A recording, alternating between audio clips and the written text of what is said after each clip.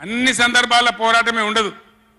అవసరమైనప్పుడు పోరాడాలి, పోరాటానికి సిద్ధంగా ఉండాలి. అవసరమైతే సద్దులు కట్టుకొని రావాలి, మనం పిడికిలి బిగించాలి. అప్పుడే మన హక్కులు కాపాడుకోగలుగుతాం.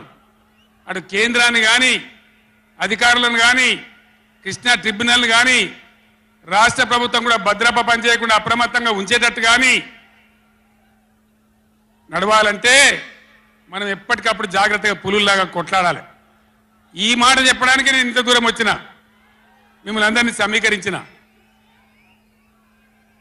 ఇప్పుడు గవర్నమెంట్ వచ్చింది, గవర్నమెంట్ వచ్చిన కాడి నుంచి మీరు చూస్తాను, ఎవడన్నా కొత్త గవర్నమెంట్ వస్తే ఏం చేయాలి? పోయిన గవర్నమెంట్ కంటే 4 మంచి పనులు చేస్తాం, ప్రజలు అవలనిపించుకుంటామనే మాట ఉండాలి, ఆరాటం ఉండాలి. ఒక్కటన్నా మంచి మాట ఉన్నదా? ఒక్కటన్నా? పొద్దున్న లేస్తే సొల్లుపోయాను కేసీఆర్ని తిట్టాలి. కేసీఆర్ని తిడితే మీరు పెద్దోళ్ళు అవుతారా? లేనిపోని బదనాములు పెట్టి కేసీఆర్ మీద బదనాం పెడితే మీరు పెద్దోళ్ళు అవుతారా?